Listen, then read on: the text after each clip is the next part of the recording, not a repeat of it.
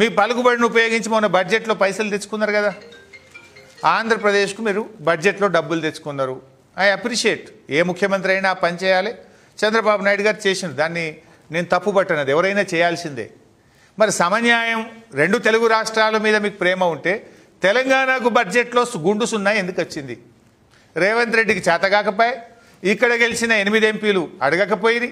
మా 2 కేంద్ర మంత్రులు తెలంగాణలో ఉంటే వీళ్ళ గొంతు మూగబాయే. మరి సమన్యాయం అన్న బాబు గారు కూడా ఎందుకు మాట్లాడలేదని నేను అడుగుతున్నా. ఆంధ్రప్రదేశ్కు అమరావతికి నిధులు తెచ్చుకున్నారు కదా, సమన్యాయమే నిజమైతే, 2 కళ్ళే నిజమైతే అమరావతితో పాటు హైదరాబాద్ కూడా నిధులు కేంద్ర బడ్జెట్లో రావాలి కదా. రాలేదంటే మీది 2 కళ్ళు కాదు, ఒకటే కన్ను ఆంధ్రప్రదేశ్ దిక్కే చూస్తుండ్రు. మీ 2 కళ్ళు ఆంధ్రప్రదేశ్ దిక్కే చూస్తున్నాయి. మరి ఇంకో మాట అడుగుతున్నా, మీరు వైజాగ్ ఉక్కు ఫ్యాక్టరీని ప్రైవేటీకరణ చేయకుండా ఆపారు. ఇన్ఫ్యాక్ట్ బీఆర్ఎస్ పార్టీ కేసీఆర్ గారు కూడా విశాఖ ఉక్కును ప్రైవేట్ పరం చేయొద్దు అని, మా రాష్ట్రంలో లేకపోయినా విశాఖ ఉక్కుకు ఆందోళనకు మేము మద్దతు తెలిపాం. దాన్ని ప్రైవేటీకరణ చేయొద్దని మేము కూడా మాట్లాడాం, ఆ కార్మికులకు మద్దతు పలికాం.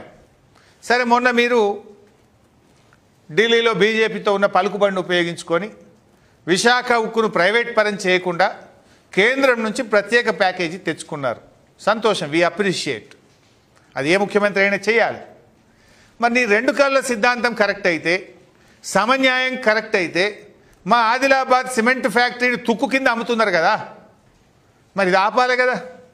విశాఖ ఉక్కుకు మీరు ఎట్లా ప్యాకేజ్ తెచ్చిండ్రో, ఆదిలాబాద్ సిమెంట్ కార్పొరేషన్ ఆఫ్ ఇండియాకు కూడా ఒక ప్యాకేజీ తెచ్చి దీన్ని ప్రైవేటీకరణ చేయకుండా ఆదిలాబాద్ సిమెంట్ ఫ్యాక్టరీని తెరిపిస్తే మా ఆదిలాబాద్ జిల్లా అభివృద్ధి జరుగుతుంది, మా ఆదిలాబాద్ కార్మికులకు మేలు జరుగుతుంది. దీన్ని ఎందుకు చంద్రబాబు గారు ఉత్తరం రాయరు, అడగరు? అంటే దీన్ని బట్టి ఏమర్థమవుతుంది? మీరు 2 కళ్ళు అని చెప్పేది పెదవుల మీద చెప్తున్నారు, సమన్యాయం అనేది పెదవుల మీద ఉంది. మీకు తెలంగాణ పట్ల ప్రేమ లేదు అని స్పష్టంగా అర్థమవుతా ఉంది. నిజంగా మీరు రాయండి. ఇప్పుడు ఢిల్లీలో బీజేపీ ప్రభుత్వం మీ చేతుల్లో ఉన్నది, మీరు దించేస్తే కేంద్ర ప్రభుత్వం పడిపోతుంది, మీరు పక్కకు జరిగితే. Cement factory Adilabad cement factory private పరం చేయొద్దు, విశాఖపట్నంకి ఇచ్చినట్టు దానికి కూడా ప్యాకేజీ ఇవ్వాలని అడగండి, డిమాండ్ చేయండి. పోలవరంకు జాతీయ హోదా ఇచ్చినట్టు పాలమూరు ఎత్తిపోతల పథకానికి జాతీయ హోదా ఇవ్వమని అడగండి. మాకు ఈడ గెలిచిన రేవంత్ రెడ్డికి ఎట్లా చేత కాదు అని అడగడు.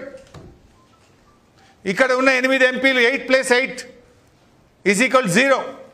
8 బీజేపీ ఎంపీలు 8 కాంగ్రెస్ ఎంపీలు గెలిచింది. కానీ సిమెంట్ ఫ్యాక్టరీని తుక్కు కింద అమ్మిన బీజేపీ ఎంపీలు అడగరు, కాంగ్రెస్ ఎంపీలు పార్లమెంట్లో ప్రశ్నించరు. మరి సమన్యాయం అన్న మీరెందుకు మాట్లాడరు?